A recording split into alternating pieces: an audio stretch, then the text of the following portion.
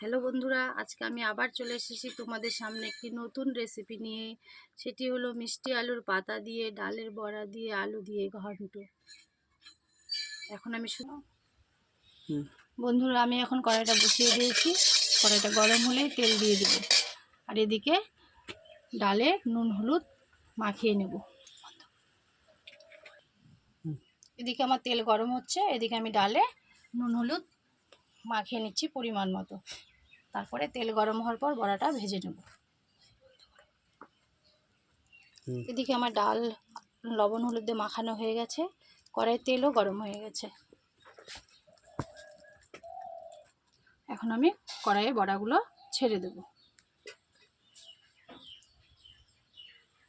ছোট ছোট করে ভাজবো, ছোট ছোট খেতে সবাই ভালোবাসে। তোমরা চাইলে বড় বড়ও ভাজতে পারো।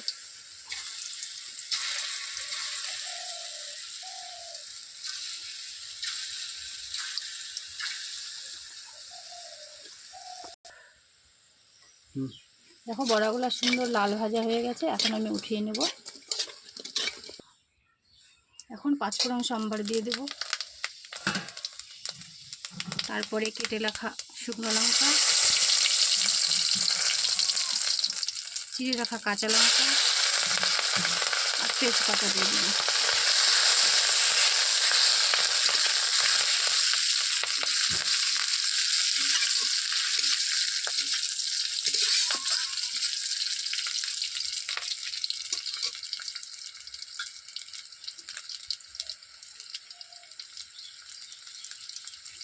একটু তেলও দিয়ে দেবো।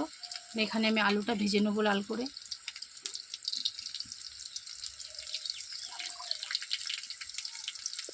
এখন কেটে রাখা আলুগুলো আমি এর মধ্যে ছেড়ে দেবো। একটু নুন একটু হলুদ দিয়ে আলুগুলো ভেজে নেবো লাল করে। আলুটা লাল করে ভাজা হয়ে গেছে, এখানে এখন আমি ধুয়ে রাখা শাকটা দিয়ে দেবো।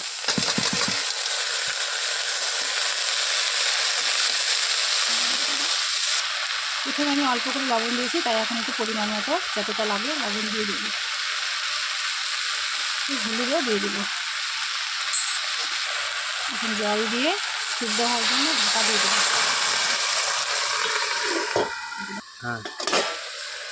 সিদ্ধ হয়ে গেছে, এখন ঢাকাটা উঠিয়ে নেব।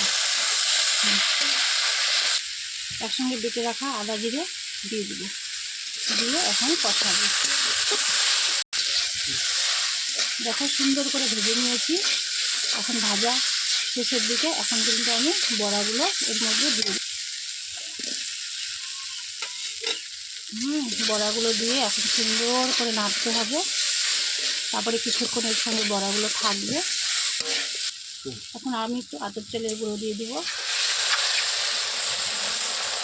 দিয়ে উঠিয়ে নেড়ে চেড়ে নামিয়ে দেবো। আমার রান্না কিন্তু এখন শেষের দিকে। আমি এখন নামিয়ে নিলাম বন্ধুরা। আমার রান্না কিন্তু আজকে শেষের দিকে। যদি আমার রেসিপিটা তোমাদের ভালো লেগে থাকে, অবশ্যই তোমরা কমেন্ট শেয়ার সাবস্ক্রাইব করে দেবে। Tata bye bye. আজকে এই পর্যন্তই, কালকে আবার দেখা হবে।